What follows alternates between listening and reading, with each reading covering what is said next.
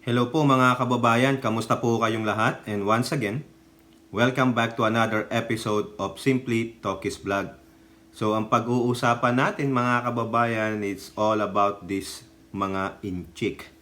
No? Kasi alam nyo naman, sabi nga nila, huwag kayong maging xenophobic kasi wala namang ginagawang masama ang mga inchik sa atin.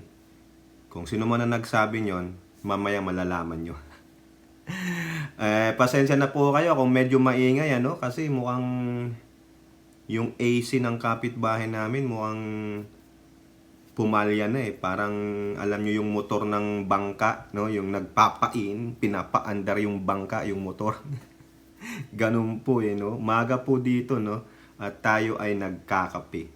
So, bago po tayo magpatuloy, ating pong bibigyan ng pugay at pasalamat lahat ng ating channel members, followers, subscribers, nagla-like at nagsishare ng ating mga videos. Ganun din po sa mga nagbi-video replay at sa mga nagsishare ng kanilang blessings. At ganun din po sa mga kasama natin sa ating video premiere kung meron man, no? Alam nyo na kung sino po kayo. At meron po dito na nagpapa-shoutout kasi nabanggit natin na meron tayong notebook, listahan ng mga gustong magpa-shoutout. So yung mga dati, hindi na natin babanggitin yan kasi alam nyo na, nabanggit na natin kayo. Give chance to others. Isa po dyan, no, nabasa ko po sa comment section ng isa sa nating video, ay si Mr. Romulo Macaraig. Shoutout po sa inyo, sir. Sila po ay PBBM supporters, no? Talagang mga avid supporters. At salamat din, sinusuportahan nyo ang ating mumunting channel. At ganun din po mga kababayan, meron po akong nabasa ulit na comment na kung saan, kung maalala nyo sa isang video natin na tinatanong ko kayo kung payag kayo si Lenny, no, si Lenlen ay kunin ni PBBM. Tinanong ko po yan sa huling video ko no, yung nandun tayo sa loob ng sasakyan. So meron pong sumagot, pasensya na po dito, si Miss Relita Meneses. Ang sabi niya, pwede si Lenny kung kay Sara lang naman. Si Lenny ang ilagay sa DepEd. O yan po, ayun po yung kanyang opinion. Kasi sabi ko sa inyo, magbigay kayo ng opinion. Ang maganda naman yan ay kung siguro mas magaling si Lenlen kaysa kay Tamil Mil, pwede na. Huwag lang mag 40 times 4. Okay? So, eto po mga kababayan ang pag-uusapan natin. It's all about the Chinese. No? Kasi maalala nyo, di ba? The influx of Chinese students daw dyan sa lugar ng Cagayan at Isabela. Sa Cagayan, merong dalawang EDCA sites. No? Pero bago natin puntahan yan, ayan, pasensya na kayo, tayo ay naistorbo ulit sa tawag. Mga ganitong oras, madaming tumatawag na scam likely. Mga telemarketer, no? Saan na ba tayo? So, bago natin ituloy yung mga checkwang estudyante na nandyan sa norte, meron po na namang isang kagaguhan, no? Tingnan nyo tong mga pandarambong, panglilinlang, pandarayang ginagawa ng mga Chekwa dyan sa West Philippine Sea. Ito po sa ulat ng GMA News Online. Singit natin ito kasi para malaman nyo paano nila nililinlang ang mga tao. Chinese militia boats painted white to look like Coast Guard. O, ayan. Sa Tagalog, yung kanilang militia boats na ang dami-dami, pininturahan nila ng puti para magmukhang kakulay ng kanilang Coast Guard. So therefore, hindi mo kasi Coast Guard, iisipin mo O therefore, kung pinintahan nila ng puti yan at looks like Coast Guard, ano meron dyan? Diba? Malay nyo. Isa rin sa mga pangdidigma nila yan. Diba? Mga manlilin lang mga kababayan. Ayan po ang sabi dito sa ulat na ito Chinese maritime militia vessels spotted at Baho de Masunloc were found to be painted similar to their Chinese Coast Guard counterparts. O ayan, These fishing militia ships were likely replacement but lacked the CCG ship's more sophisticated navigation and surveillance equipment and did not have CCG markings. Yun daw picture na pinakita, yung structure, katulad ng Coast Guard nila. Mga mandarambong talaga, di ba? Ang galing nilang mag-deceive, maglinlang. Ayan, buti na lang, magagaling din ang ating mga PCG. At nakita nila, di ba? Close hand encounter. Di ba, Robin? Dapat si Robin, punta nyo dyan. No? Padala nyo ng water cannon si Robin, yung Nerf gun. Ang pinaka-conclusive evidence natin dito is they are making use of Chinese maritime militia as their alternate vessels on these instances na wala yung presensya ng Chinese Coast Guard to carry out the same responsibility. Ayun, nakita nyo? Kumbaga, kaya ganyan ang kulay, hahalili sa kanilang Coast Guard kung sakaling yon magpapahinga yung Coast Guard o magpupunta sa kanilang, babalik dun sa kanilang mainland. Kita nyo yung katarantaduhan nila, di ba? Mga mandarambong, ayan, kita nyo, yung gandun lang, no? Ang pandaraya at pangnilinlang nila. Ang dami niyan, Chinese militia vessels, di ba? Yung huling video natin dito sa West Philippine Sea, no? 55, ang dami nila. People's Liberation Army vessels nila, Chinese maritime vessels nila, at Coast Guard. Ang dami mga kababayan, mga gago talaga, no?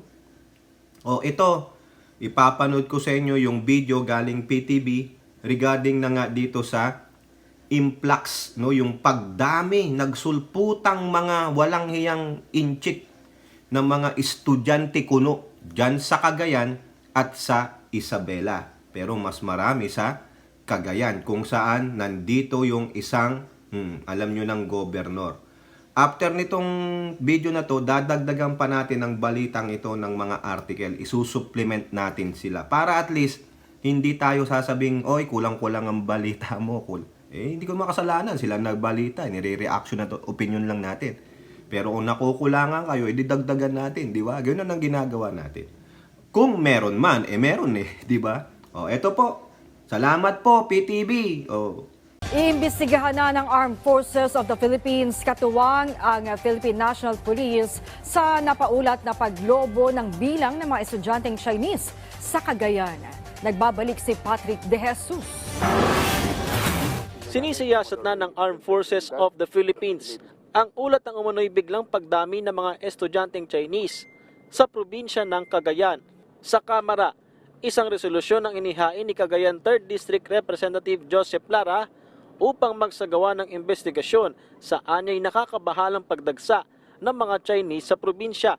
Ang AFP, iimbestigahan kung may kahina-hinalang aktibidad ng mga dayuhan, lalo't mayroong 2 EDCA sites sa Cagayan. Any report, we take it seriously.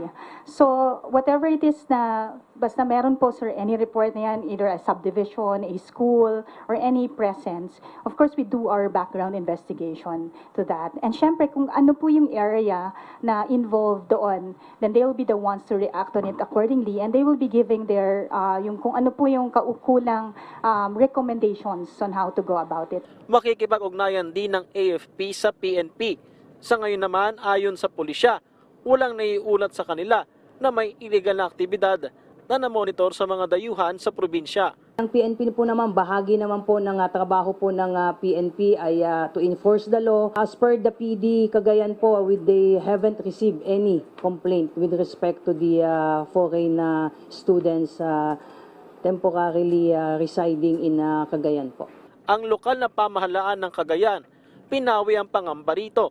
Depensa ni Cagayan Governor Manuel Mamba, bahagi ng programa ng Commission on Higher Education o CHED, ang paghikayat sa mga estudyanteng dayuhan sa probinsya, kabilang na mga Chinese, at tiniyak na dumaan sa tamang proseso. Let us be very objective about this para we could trace out kung anong dapat natin gawin.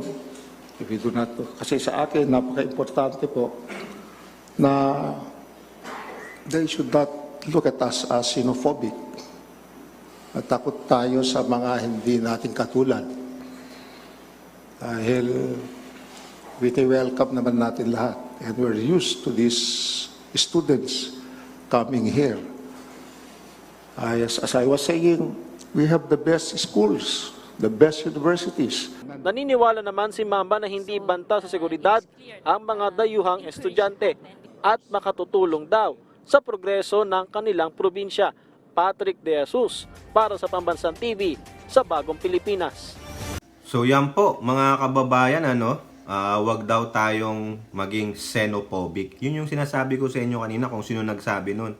Yung Governor Mamba ng Cagayan. Kilala nyo na yan.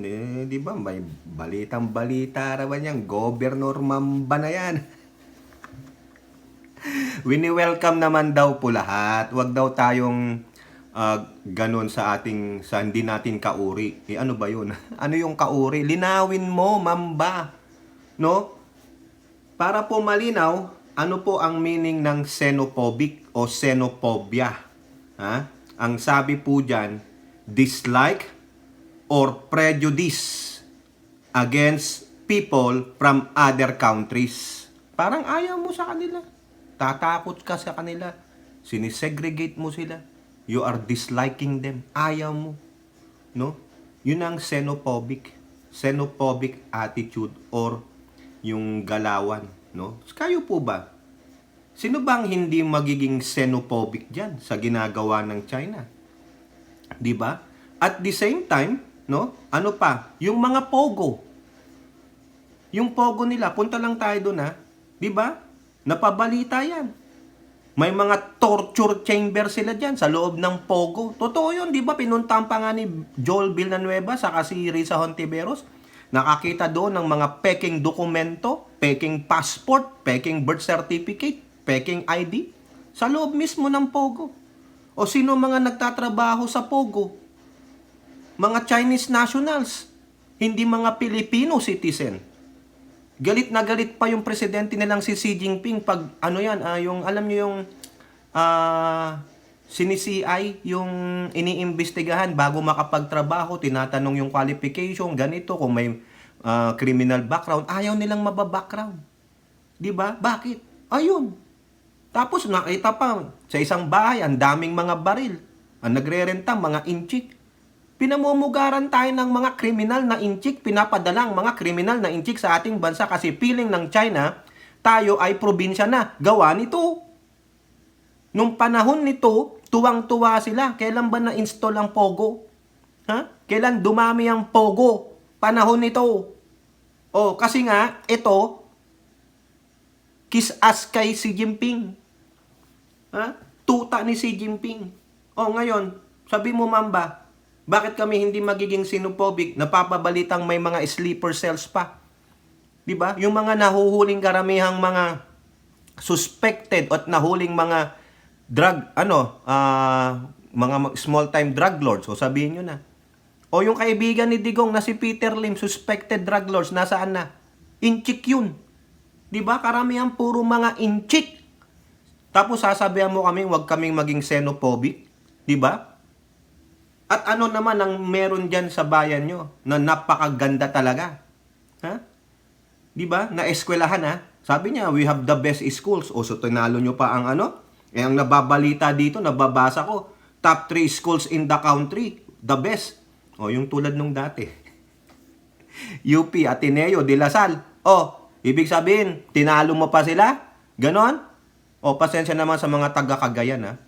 Kasi feeling ko po, sa aking opinion, baka yung inyong governor nagtatanong lang. Alam nyo na kung ano yung tanong ko. Ha? Bakit? Ito po mga kababayan, ba't di tayo magiging xenophobic yan? Ano ginagawa ng China? Ayan sa politiko. Bago natin tatapusin natin itong video na to dun sa una, yung investigasyon ng AFP at isang mambabatas tungkol dyan sa pagdami ng mga inchik sa Cagayan. Lalong-lalo na may EDCA sites pa dyan. Ito. Anong sabi ng AFP sa politiko? China link online recruitment for persons with military ties shut down. Biruin nyo, nagre-recruit sila ng retired or active military ng ating bansa, itong mga inchik. Sabi po yan ng AFP, The social media page reportedly recruiting soldiers and persons with military backgrounds allegedly run by China. tignan ninyo, meron silang recruitment online ng mga military personnel, whether retired or active, para pumasok sa kanila. Hindi lang yan. Meron pa silang do-it-yourself illegally migrating to United States. Meron yan. Kasama po yan sa mga previous vlog ko. Diba? Diyan sa West Philippine Sea. Thousands of their nationals are trekking. Ha? Ang bagsakan nila diyan sa South America. Then they gonna trek, meaning maglalakad sila, akyat sila bundok. Mabundok dyan, lalo na sa Colombia. Lalagpasan nila yan. Dami silang dalang kwarta, magbabayad sila ng mga, yung mga nagdadala sa kanila. Kukross nila yan. Pero, meron silang do-it-yourself, may instruction. Online pa yan. Merong ginawang website paano gumawa ng ganito, papunta na ng Amerika, mag-illegal ka doon. At the end, pagdating mo kung saang border ka, whether Arizona, California, or Texas, pag nandun ka na sa border, pag nakita mo yung border patrol ng Amerika, raise your hand and magpatihuli ka kasi mag-a-apply ka ng asylum. Ganon. Lahat yan gagawin nila. Just they want to dominate the world. Lahat ng panlilin lang panggagago yung nakangiti sa iyo. Di ko alam. Wala. Ito na lang fortune cookie sa'yo. Dagdagan ko pa noodles mo. Ganon. Pero at the back, mga punyeta kayo, antayin nyo hanggang sa makonquer namin ang buong mundo. Yan po yan. Tignan nyo ha. Buti na lang nahuli. Apparently, yung pong site na ito has already been taken down as of this moment. Wala na po siya. Ayan po ang sabi ni AFP spokesperson Colonel Francel Padilla. Diba? Nakakahiya eh. Biruin nyo magkano ibabayad dito. Ha? Pinatunayan po yan. Hindi ko na po sasabihin dito yung iba pang sinabi ni AFP spokesperson Padilla. Ni-shutdown na nila eh. Napatunayan nila. There is a legit recruitment. Biruin nyo ha. Talagang gusto nila i-infiltrate lahat. Mga politiko, infiltrated. Ha? Mga school, infiltrated. Negosyo, infiltrated. Dami, di ba? Yun yung isa eh. Ito, believe ka. Sinabi ko na rin sa previous vlog ko, balikan lang natin mga kababayan. Napanood ko po isang Senate hearing ni Tolentino kasi siya dun sa mga gustong mag-Filipino citizenship. Nag-a-apply ng Filipino citizenship. Si Brownlee, yung import ng team ko, Hinebra. Yung Canadian ba yun na puti, na yung Bisaya na siya, ganon? Yung travel yan, okay yun. Pero may isang inchik. Diyan siya bumagsak sa norte. Illegal siya. Illegal. Pero on the long run, nagkaroon na siya ng legality kasi tinulungan siya ng mga kapwa niya inchik. Ngayon, nagkanegosyo na siya, nagkapamilya na siya, malaki na nga yung anak niya. Ang bait nung anak niya. Siyempre, magbait-baitan ka dyan, nangihingi ka ng pabor eh. Alam mo, tanong sa kanya, bakit gusto mo maging Pilipino? Lalaban ka ba para sa Pilipinas? Ching-chik siya eh. Di ba? Sabi niya, upo. Lalaban po ako sa Pilipinas. Bakit? Pilipino na po ako. Sabi niya. Di ba? Kita niyo yon, yung inchik gustong maging Pilipino. Pero yung mga Pilipino gusto maging inchik. Siguro yung inchik na yon, ayaw niya doon sa China, tumakas siya. Kasi bakit? Restricted siya eh. Kulang siya sa freedom. Sa Pilipinas, anak ng tokwa, lahat na lang ng freedom. No? Kaya nga, yung si Alvarez, sabi niya, freedom of speech.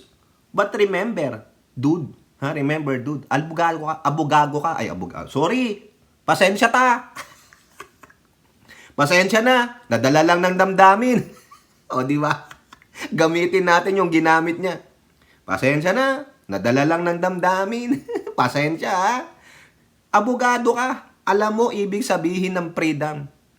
There is always a limit. There is always a demarcation because there are set rules and laws.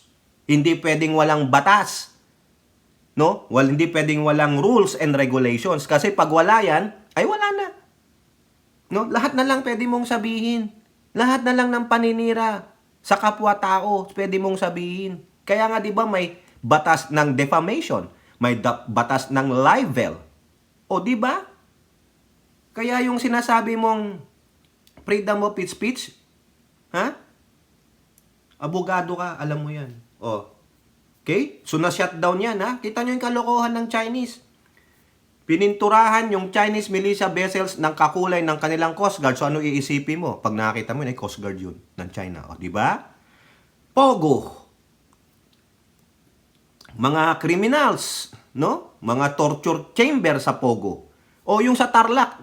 Yung latest dyan, sa Tarlac, iniimbestigahan yan. Di ba? Ang dami nang niraid ng kapulisan ng mga illegal na mga gambling. Mga Chekwa ang nandun. Kita nyo yan? Bureau of Immigration, ano ginagawa nyo? Di ba? Kayo yan.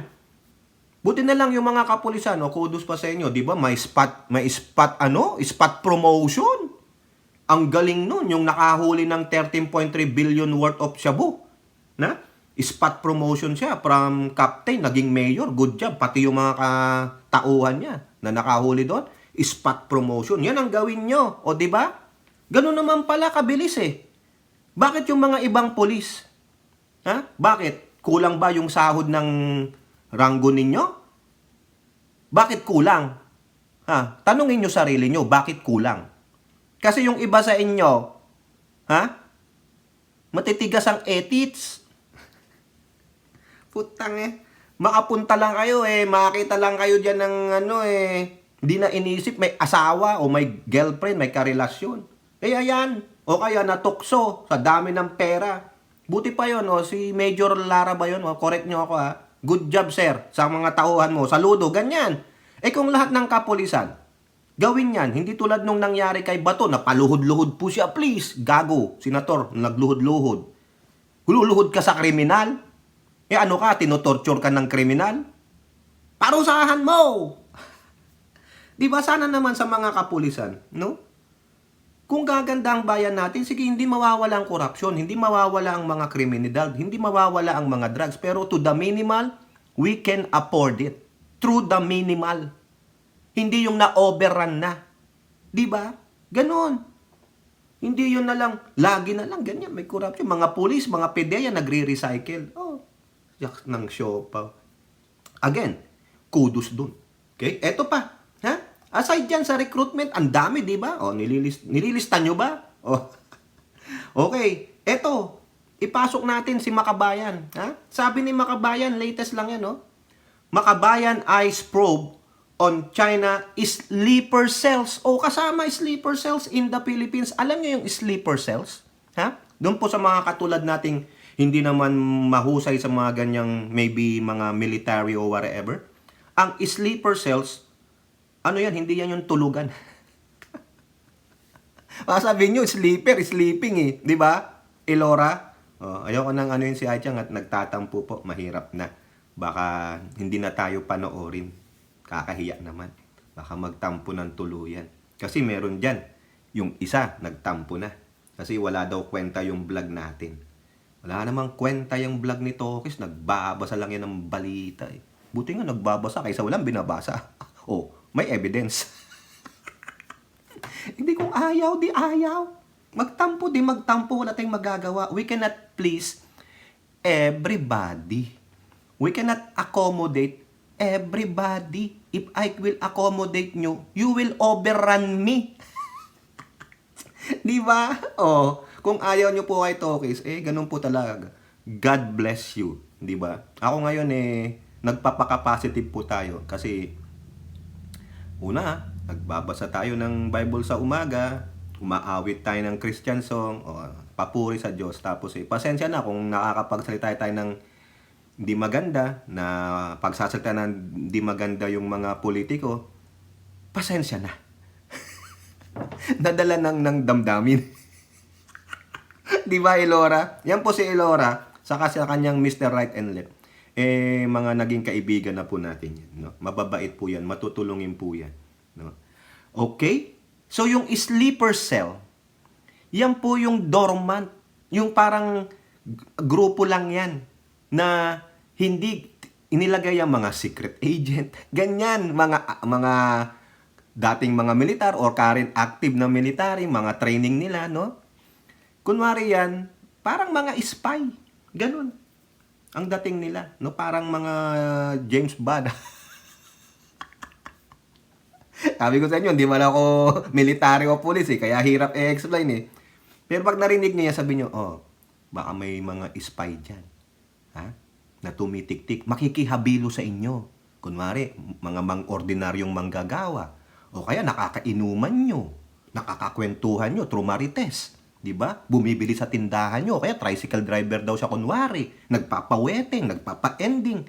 Makikihabilo yan sa community. Pero once na yung pinaka HQ nila nag-decide na, okay, go ahead. Go with the plan A. O ganun. Doon na sila kikilos. Yan. Papanood nyo yan sa mga pelikula ni Cardo. Di ba? O yan po yan. Ang gusto ni Makabayang Black, paimbestigahan po yan. Ha? Para tuloy-tuloy na. Tingnan nyo ha. Nag-file pa ng resolution si ACT Party List Representative o ACT Teachers pala, ACT Teachers Party List Representative Franz Castro. House Resolution number 1682. Kasama niya na siyempre yung kasamahan niya. They are urging the Committee on National Defense and Security to take charge of the investigation. O, ayun na lang po ha, hindi na natin babasahin ito. Ang gusto nung tatlo na Makabayang Black, si Castro, si Brosas at si Manuel, na, with their House Resolution, na imbestigahan po ng komite ng Kongreso through National Defense and Security ay ang sleeper cells. O now, ano sabi ng Chekwa? Ha? Ano sabi ng Chekwa? GMA News. China denies having sleeper cells in PH. O, ayan. Kailang balita yan? April 12 pa. O, pero, yung balita ni Castro, 17. Ha? Kahapon lang.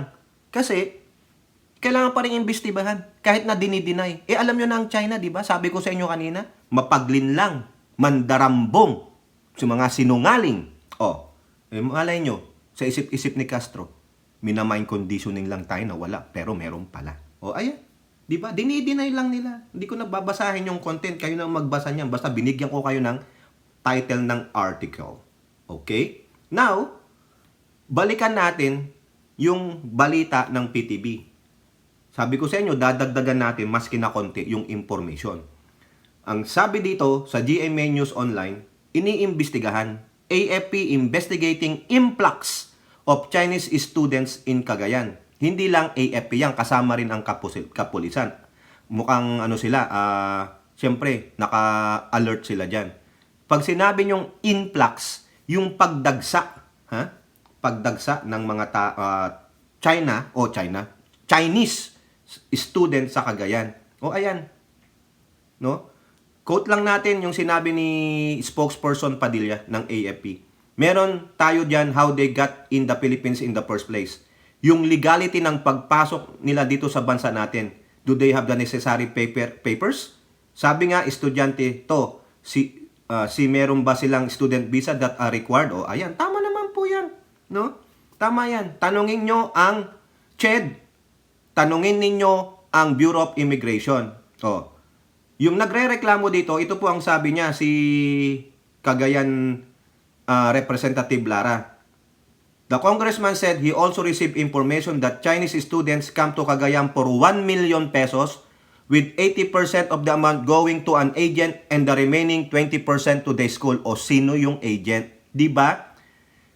Ang tinatansya niyang dami ng estudyanteng pumasok diyan sa Cagayan ay 4,600 Chinese students in one private university, and the private university even admits it's very alarming. O tingnan nyo, bakit hindi pinangalanan dito kung anong universidad yan? Kasi ang sinasabi ni Governor Mamba, they have the best schools.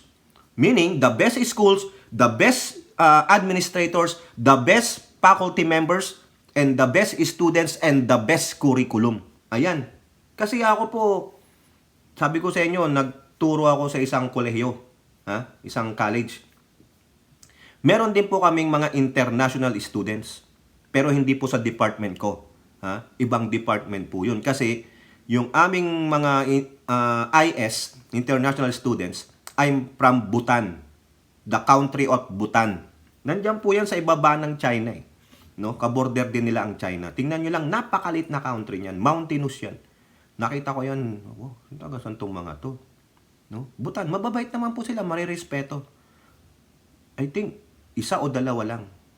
Pero bago sila ma-admit, yung aming school, they form a committee kasi English ang gusto nilang pag-aralan, gumawa ng special curriculum for them. Ipapa-approve mo yan sa CHED kasi nasa CHED kami.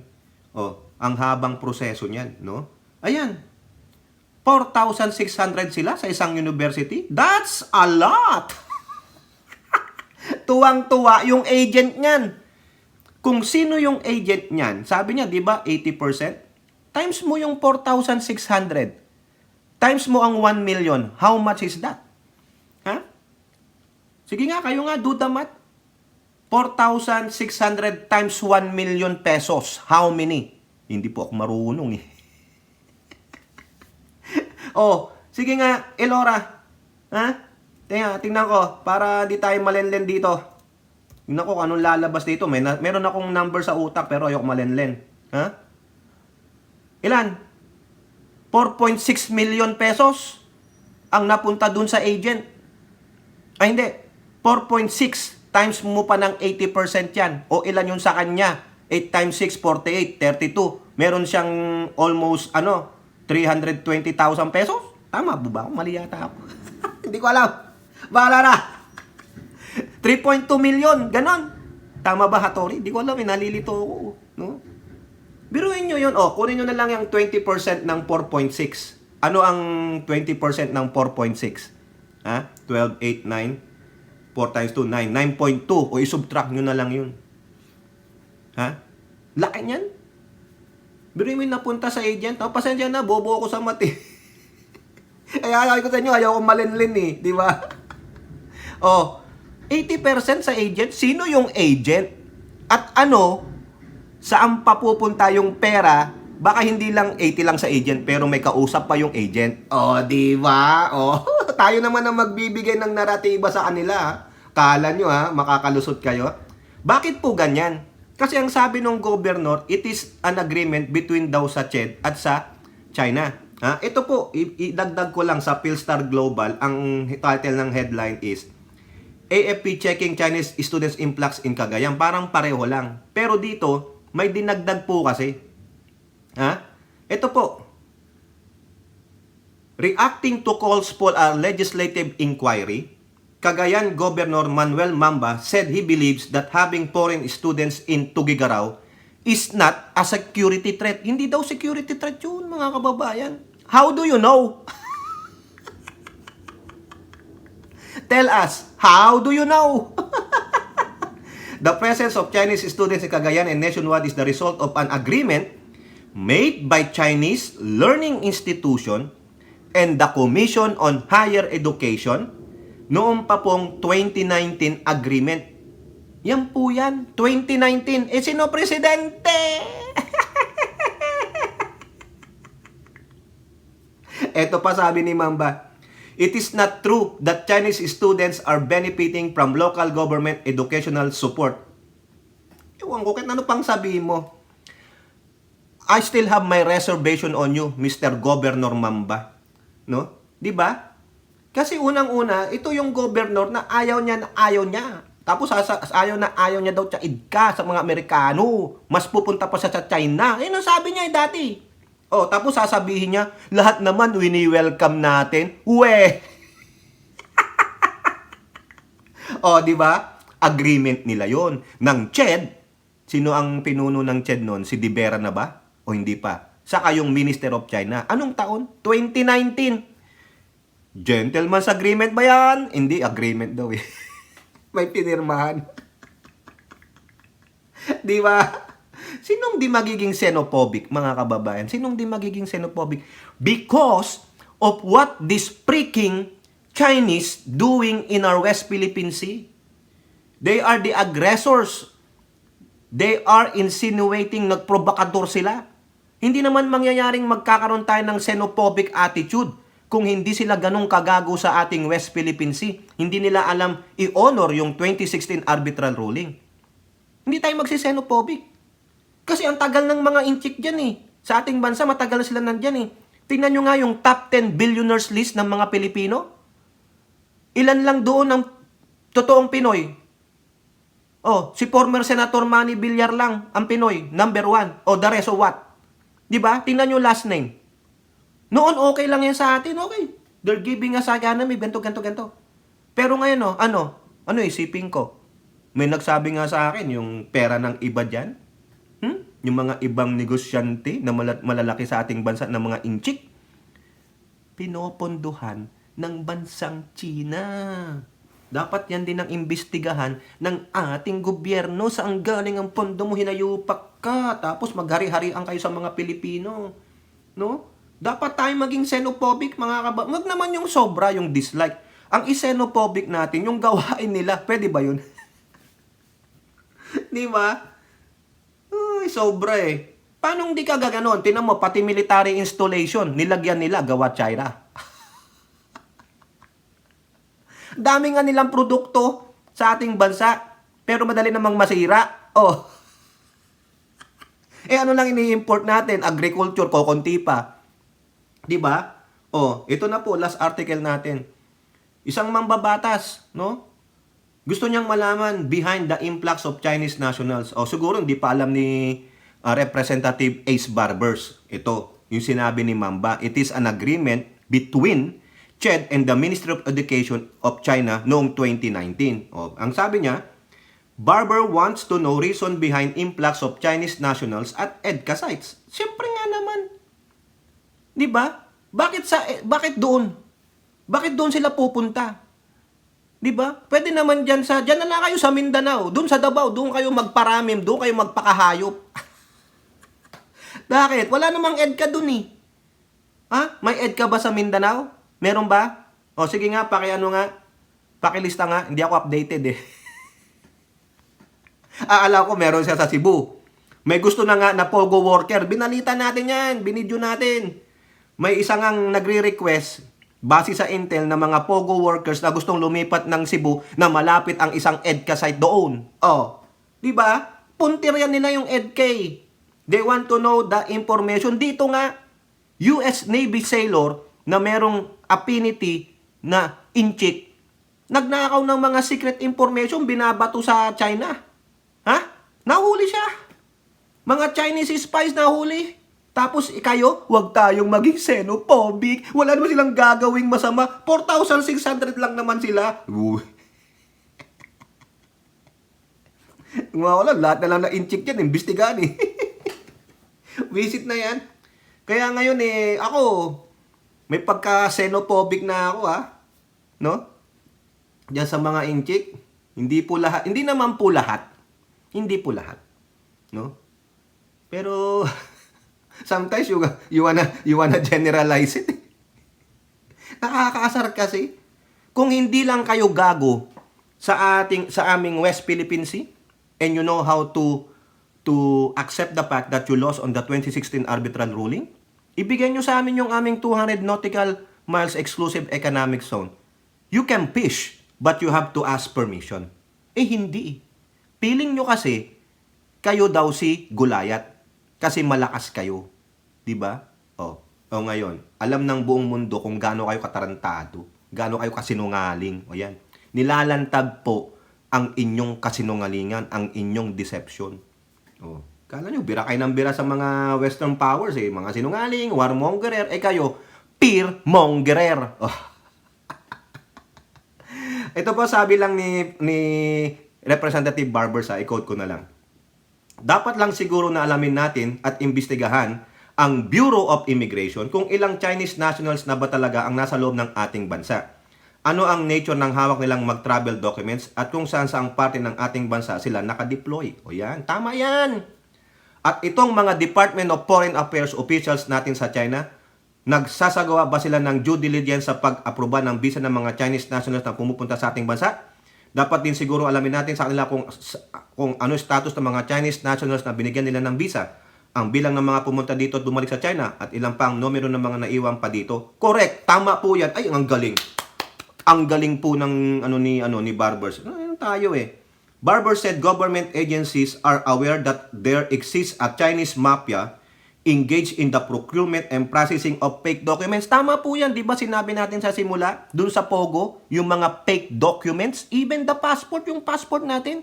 Paano sila nakakapag-peke ng passport? Eh di ba nga sa recto, minsan di nyo alam kung anong tunay at original. May kasabwat! May kasabwat na mga kapwa natin Pilipino, lalo na sa mga opisyal na gumagawa ng mga dokumento na yan. O birth certificate, passport, sino lang yan? Di ba ang passport natin, di ba may mga special features yan? Oh, Immigration and Department of Foreign Affairs. Wake up, yung morons! Ay nako, Representative Barbers, magpaano ka dyan? Tama lang yan, yung kay Representative Lara. Investigasyon. Dapat umupo dyan si Representative Barbers. Ha? These include fake birth certificates coming from the PSA, fake passport emanating from DFA, pati driver's license, LTO, nako, yari kayo. Fake guns license coming from the PNP, nako, lahat. Firearms and explosives among others. Oh, ano kayo? Ha? Ibig sabihin, infiltrated po pati ang ating mga departamento. Diba?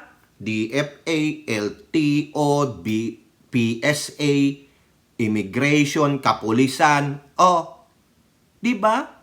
Mafia eh. Because of this. Diba?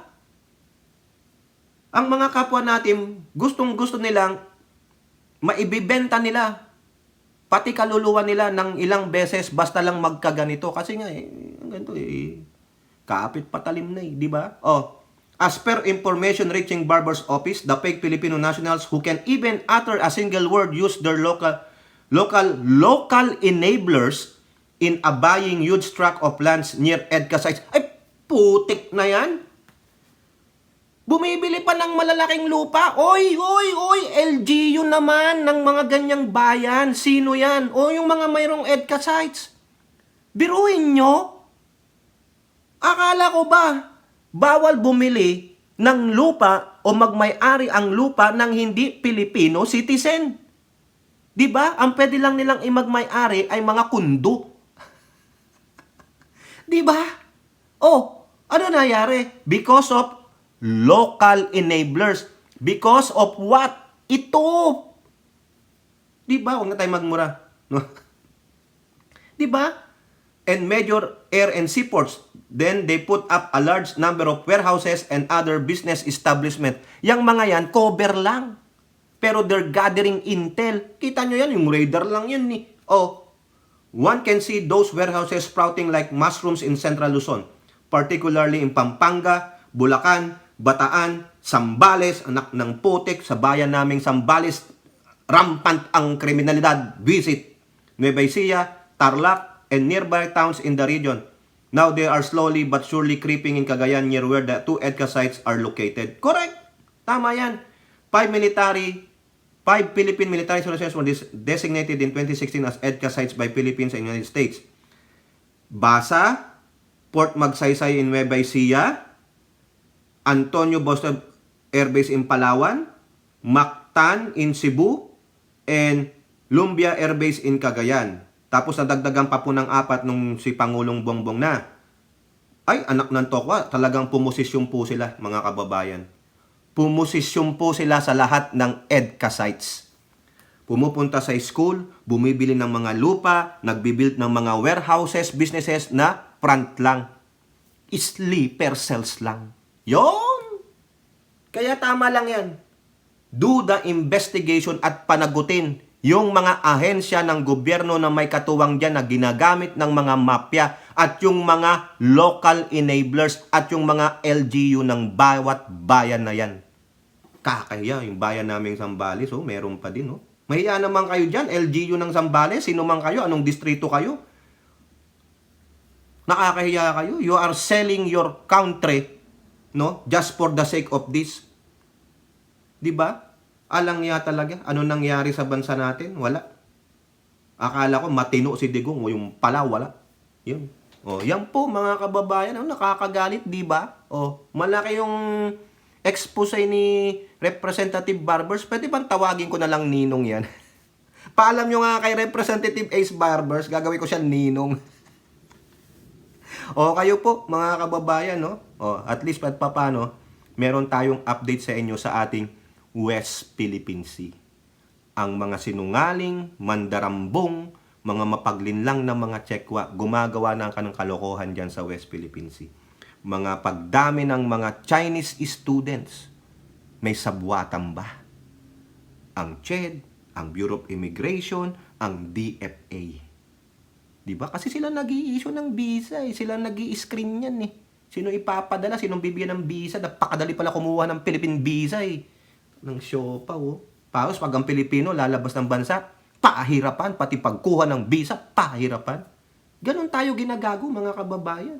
Pinaglalaruan lang tayo. No? Even sa Amerika, pinaglalaruan tayo. Kuha ka ng tourist visa, babayad ka ng ilang libong piso, tapos i-reject ka. Hindi mo na ma-refund. O, di ba? Sinong kumita? Di ba? Dapat yan wala ng mga interview. Pagkabayad mo ng visa, bigyan ka na lang ng visa waiver, 90 days. O, tapos. Pero, meron kang pirma ka ng kasulatan na if you will not return, mag-TNT ka sa Amerika, pag nahuli ka, ban ka forever. Ganon! Oh, di wala na yung iiyak-iyak na, naku, ilang beses na akong na-reject, na akong dininay na sa interview kasi ganito daw, kulang daw ako ng pondo, maggaganto lang ako doon. Kasi yung iba naman, totoo naman ginagawa. Pagdating dito, maghanap na ako ng mapapangsawa. Maghanap na ako ng trabaho. Ganun eh. Yung insinuation kasi ginagawa ng karamihan. Pero yung mga legit tourists ay talaga nagtuturo. Pipicture-picture. Di ba mga kababayan? Pero ako nga nananalangin, sana tigil na yung interview na yan. Kung yung ibang bansa nga nakaalyado nila, may mga visa waiver sila pagdating sa Pilipinas, wala. Kailan tayo nakaranas ng ganon? Di ba? Wala. Kasi walang magmungkahi. Pangulong Bongbong, imungkahi mo na kasi. Di ba? Kung si Presidente Trump manalo, baka makausap niya si Bongbong. Sabi ko, President Trump, visa waiver, 90 days for all Filipinos who can afford to the United States. That's a business. Okay, go ahead, talkies. Di ba? O kayo po, ano pong inyong masasabi? Comment down below and don't forget to like and share. Hope to see you on our next videos. Bye-bye. God bless.